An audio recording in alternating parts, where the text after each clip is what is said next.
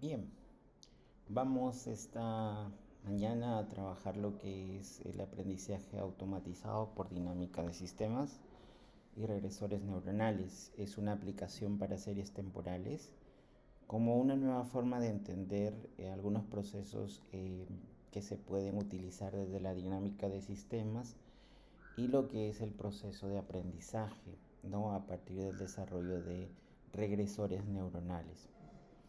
La idea es ir hacia el modelo de series temporales. El documento contiene un laboratorio iterativo, que es el que vamos a utilizar, pero también contiene elementos del desarrollo como un nuevo paradigma, ¿no? Para ver un poco la precisión, ver la adaptabilidad y la transparencia, vista estas series temporales como un sistema dinámico. El flujo de la información tratada punto a punto, de los cuales las series de tiempo podrían trabajar una comparación con los modelos actuales. Entonces, vamos a establecer nosotros un desarrollo formal del uso. El libro contiene un laboratorio iterativo y tiene lo que son los datos y las tablas para poder reproducirlo. Si nosotros vamos al laboratorio iterativo, y podemos abrirlo en la parte del desarrollo de la, de la investigación como tal, que es parte de este libro. Nosotros tenemos aquí ya el entorno donde podemos utilizar el laboratorio basado en este libro. En esta estructura también del libro aparece el tema de los datos y tablas que pueden utilizarse en el laboratorio y que se pueden trabajar. Aquí contiene las tablas que podrían descargarse, ¿no? A partir de trabajar datos CSV. Están los datos en Excel, pero el módulo de laboratorio trabaja con CSV. Este módulo también tiene lo que es un reporte o un glosario. Si esto lo observamos también como parte de la investigación y como parte del trabajo que podríamos utilizar para tener un glosario interpretativo, además del libro o de consulta directa dentro del laboratorio, es el que tenemos aquí, ¿no? El reporte o glosario. Vamos a estructurar el modelo del desarrollo de un modelo que se está trabajando y se está investigando, que es un modelo híbrido, que básicamente trabaja lo que es la dinámica de sistemas y lo que son regresores neuronales. El libro contiene un prefacio bastante interesante que quisiera compartir. Básicamente lo que hacemos es hacer un híbrido entre la dinámica de sistemas y regresores neuronales con extensiones funcionales abocadas en este sentido solamente al trabajo de series temporales. El campo técnico a utilizar es un campo en el que el aprendizaje junto con la dinámica de sistemas se desarrolla con propósito de generar redes neuronales adaptativas. Los sistemas adaptativos básicamente tienen otras consideraciones, pero si se les agrega el aprendizaje actual de la inteligencia artificial, no como un mecanismo de uso de librerías, porque básicamente no usamos librerías como Arima o librerías como Prophet o LSTM. No estamos agregando ni generando librerías de ese tipo. Estamos desarrollando una estructura nueva a partir del modelo DS neural. Tenemos toda la expresión dinámica de este tipo de trabajo en el que el trabajo básicamente se desarrolla bajo una actualización paramétrica en términos de tiempo continuo y en cada punto de la continuidad se desarrolla una apreciación o una actualización discreta de los parámetros que vamos a ir observando. Todo el libro consta de una explicación de fundamentación matemática para expresar el laboratorio. Ahora, dentro del desarrollo estructural del trabajo, sobre el cual nosotros vamos a mirar el laboratorio, es que dependiendo de la data que tengamos, en este caso tenemos data para poder establecer en un CSV que lo pueden ustedes descargar y observar en un editor de texto. Por ejemplo, aquí tenemos algunos datos guía que pueden ayudarnos. Tenemos datos como el tiempo secuencial, que bien puede servir como una parte formal del trabajo. Si usted quisiera desarrollar por trimestre de repente lo que tenemos aquí como data de simulación de trabajo, y tenemos luego datos del PBI, de lo que es importaciones, exportaciones, en el archivo odg.csv. También existe otro archivo que es más detallado, que es el archivo también de lo que son el detalle para la estructuración de trabajo ya más por componente, no de manera general en este estudio de ejemplo.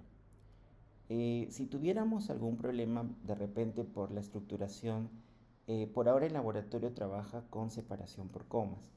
Entonces puede editarlo usted en un procesador de texto plano y reemplazar la tabulación, el punto y coma, o como usted quiera desarrollarlo y reemplazarlo por coma.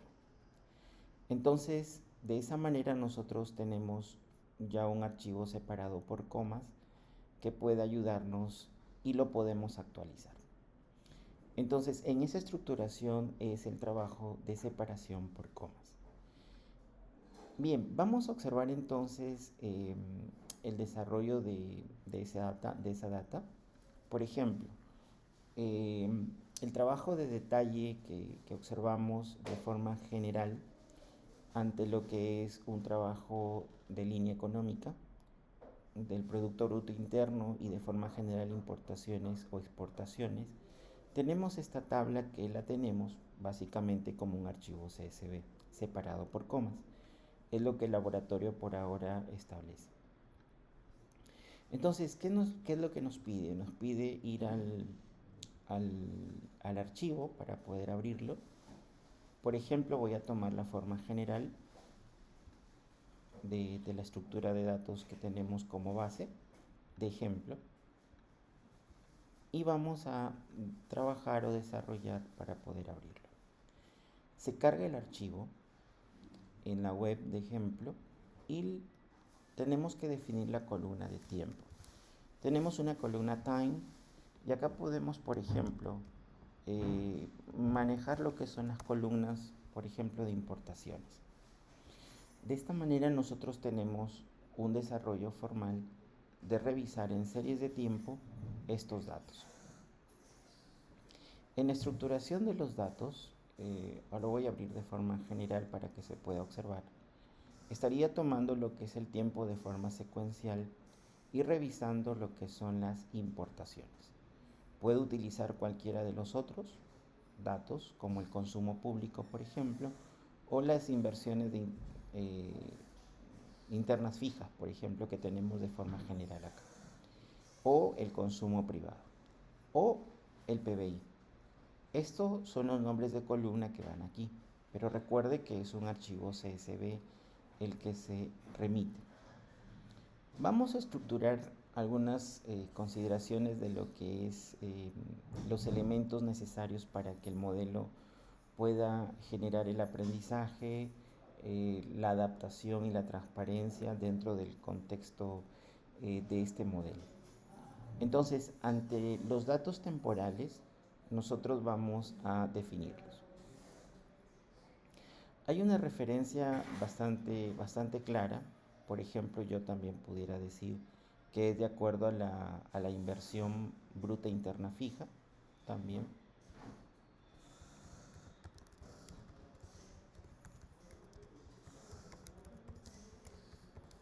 Como forma. Si yo tengo el dato, inversión bruta interna fija, lo coloco acá como nombre de columna de valores y time, que es la primera columna secuencial de tiempo. ¿Podemos usar el trimestre? Sí, podemos usarlo. Por ahora voy a usar time. Vamos a desarrollar, por ejemplo, un modelo que tiene 5 neuronas ocultas.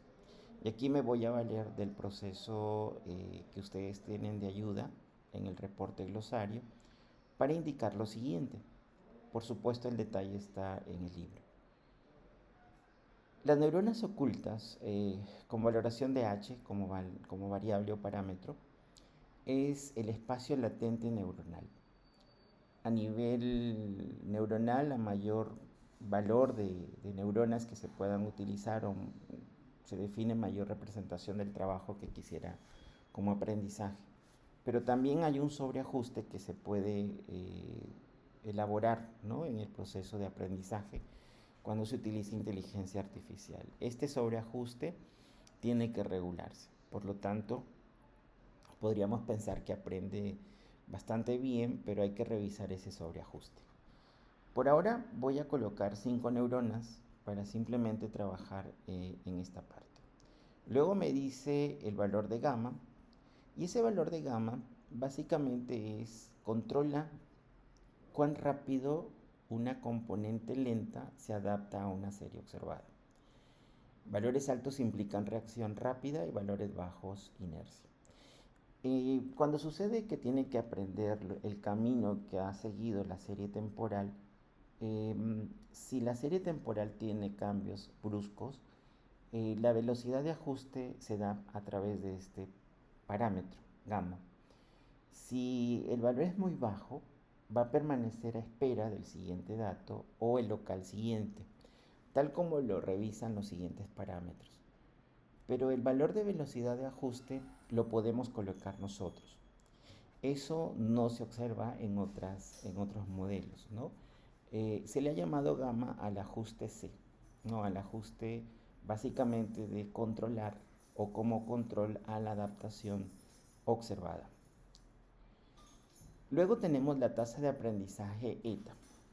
Esta tasa de aprendizaje por lo menos tiene cierta rapidez también para empezar en un punto y llegar a entender la serie temporal.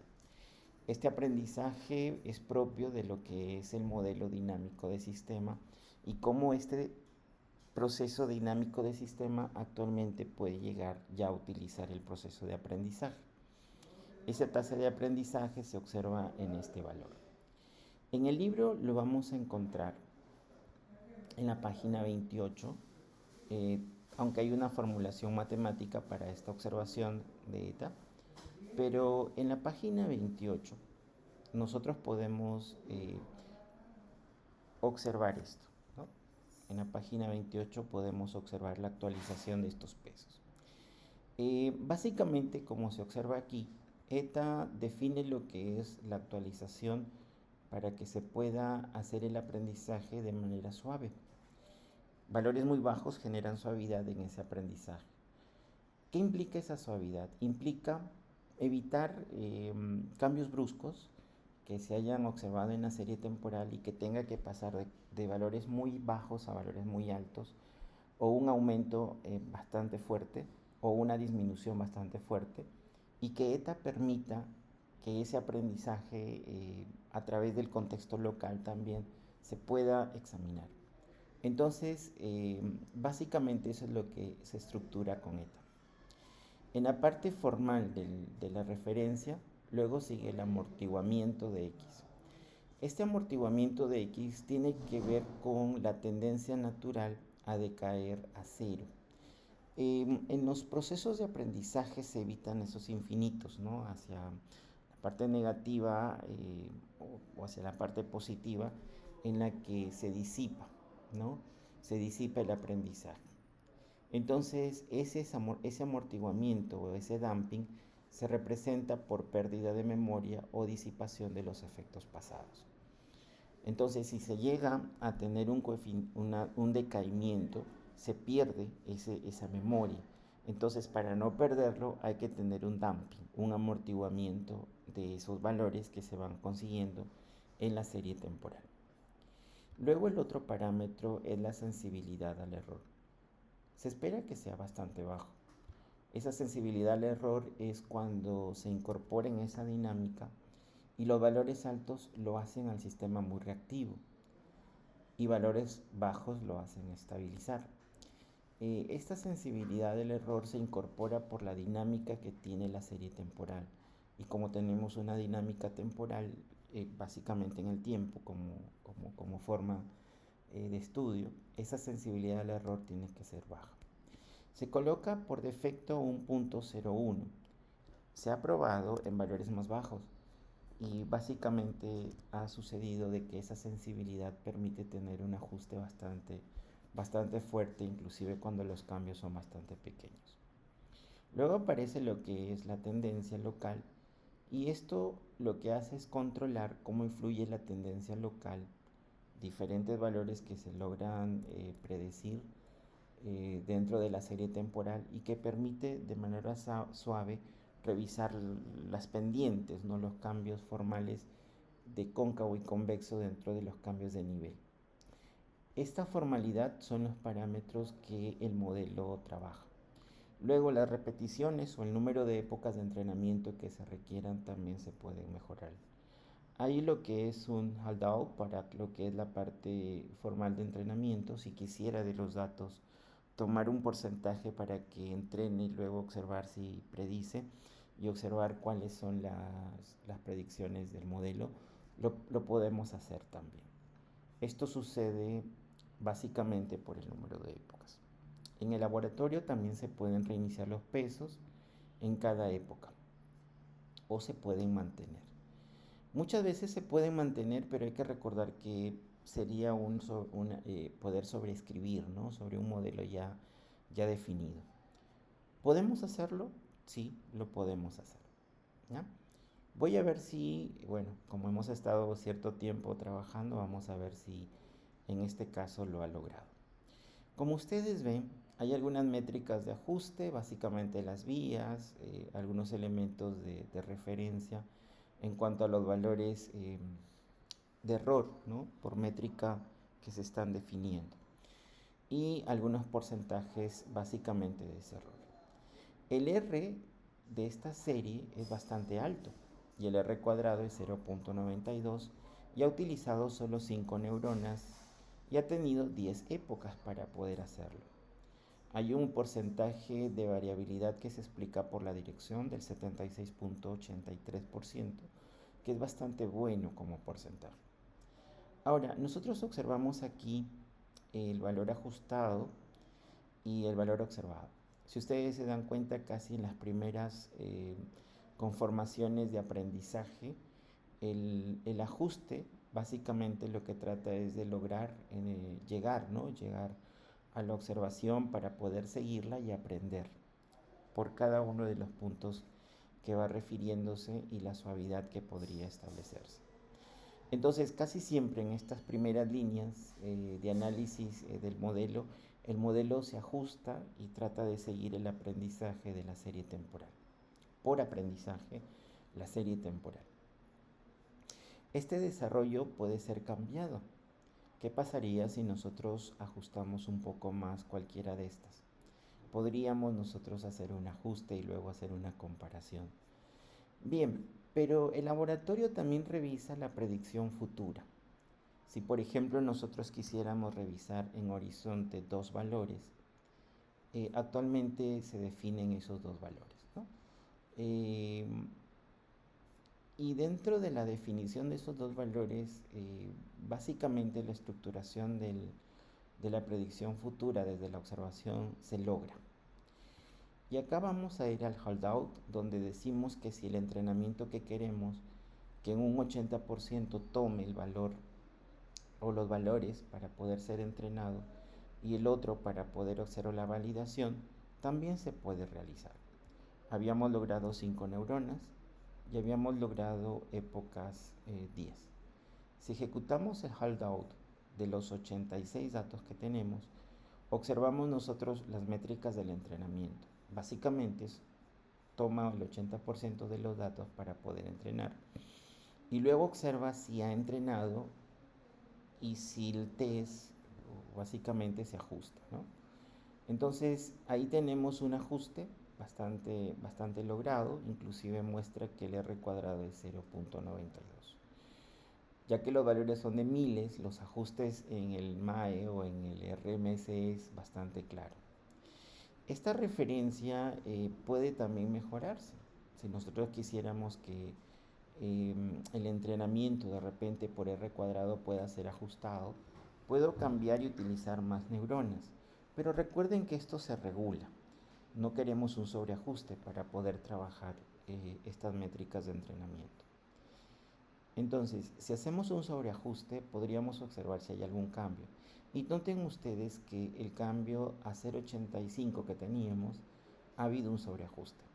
Esta regulación es lo importante de los modelos, que podemos nosotros revisar los sobreajustes o hacer los cambios necesarios si es que queremos modificar y tener mayor entrenamiento. Hemos tenido un mayor entrenamiento, por ejemplo, he cambiado el número de épocas, he mantenido solamente 8 neuronas para poder mejorar el modelo. El ajuste en el test es bastante fuerte y si ustedes se dan cuenta, la serie temporal se ajusta bastante bien. Esto permite también empezar a entender el análisis de la serie, ¿no? A partir de todo este proceso. Por ejemplo, las definiciones comunes es observar si la serie, que tiene 86 valores, se puede trabajar por descomposición o de forma multiplicativa, aditiva o multiplicativa para poder ser observado. Y observar los rezagos de repente en 7 valores. El espectro de potencia puede ser normalizado o puede ser por logaritmo. Estos valores casi siempre los hemos revisado en los modelos clásicos para ver lo que es la observación, para ver las tendencias, para ver la estacionalidad o la aleatoriedad de los modelos, así como la definición del espectro de potencia. Si usted se da cuenta, hay una definición bastante fuerte de variabilidad en la tendencia y empieza a ser menor en las estaciones y en la aleatoriedad del proceso. Esta parte revisa un análisis estructural también, algo que permite observar cuál es la tendencia formal a pesar de tener una serie temporal que se desarrolla, tener una tendencia. Esta tendencia se actualiza y se observa desde la serie XT.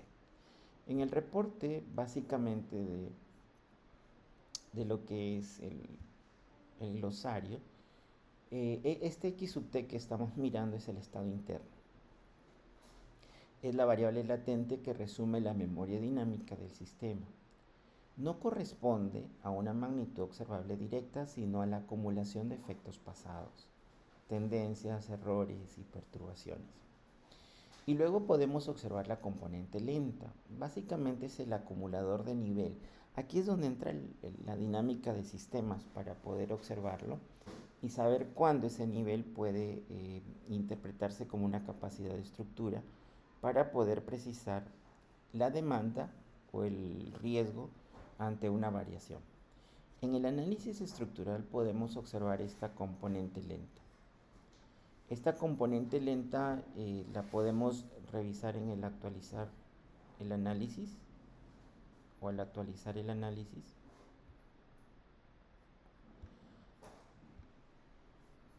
Y se observa la serie real y la serie predicha, así como la observación.